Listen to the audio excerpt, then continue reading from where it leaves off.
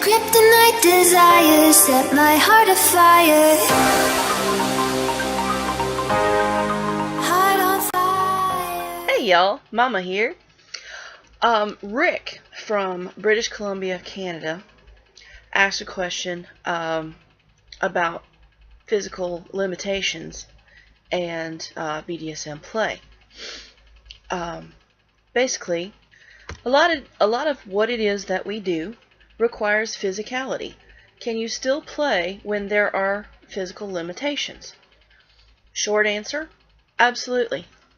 You adjust, you adapt, you modify.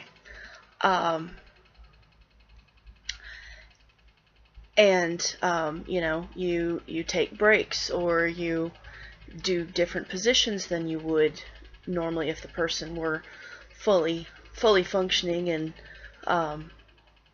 didn't have any kind of limitations.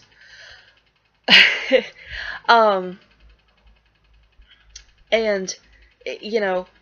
could probably, there's a wealth of information in this category and to respond to this question, but I'm just going to include a bunch of links either in the comments or in the about section of this video. I'm not real sure where would be the best place, but when I'm done I'll put it there, and you can find it for sure. But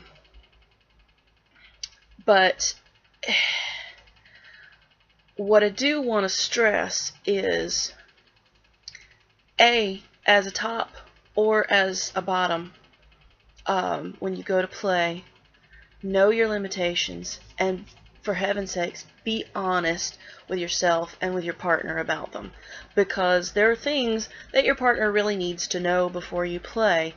Do you have epilepsy? If you might have a seizure in the middle of play, your partner needs to know, or they're going to really seriously freak out.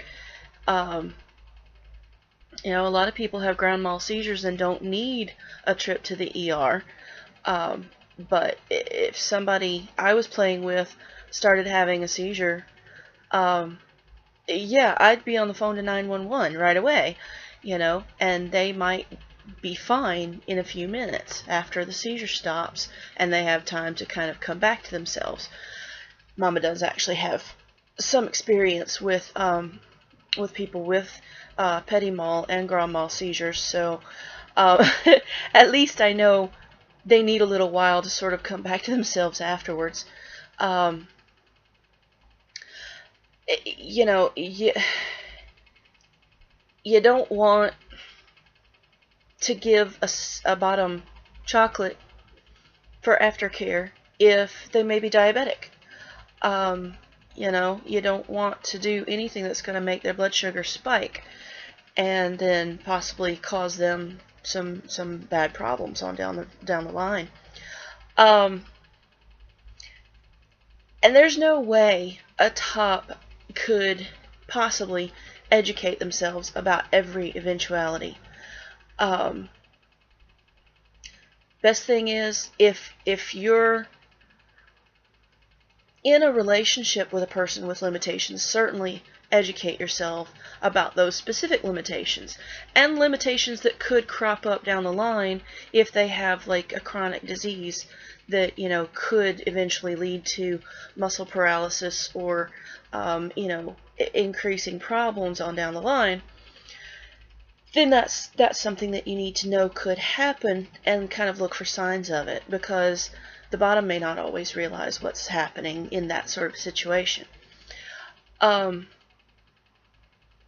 But here's where it's very important for the bottom. If the bottom is the one that has the limitations, they need to be well educated and informed about their condition and be able to educate any potential play partners, whether long-term or just for the space of a scene. And you think, oh, I'll be fine for one night. I don't need to tell them. I'm embarrassed.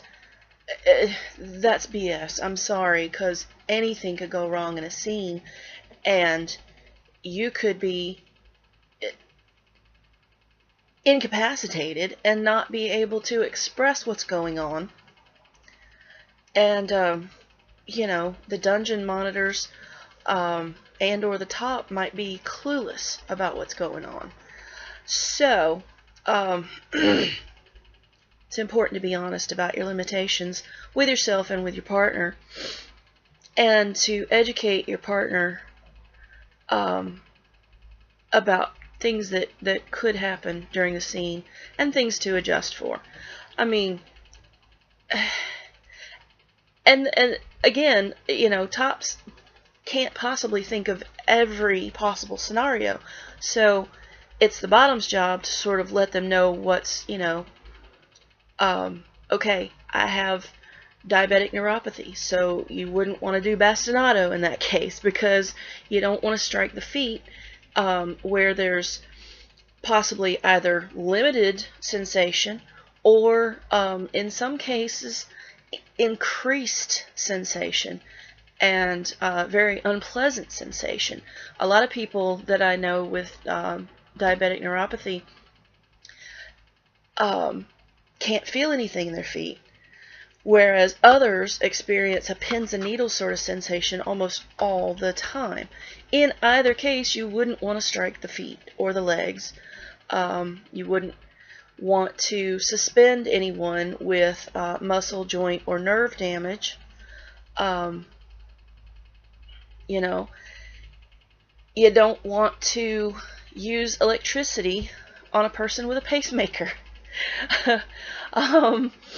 If a person has like metal screws in their knee or a metal plate somewhere in their head or wherever in a major big joint, you wouldn't want to use electricity on the outside of the skin, because you could actually sort of microwave that joint and cook them inside and out, and that would be very, very bad.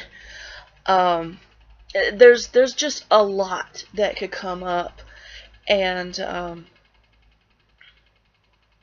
who could possibly imagine every possible scenario? So if you know that you have a limitation, then you need to discuss that with your partner.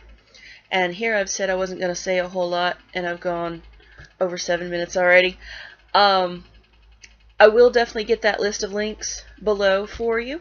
If you have any questions or comments, anything that I've left out, anything to add, by all means, please leave me a comment below, or send me a tweet at catwithclaws1. Send me an email. Mom loves y'all. Bye.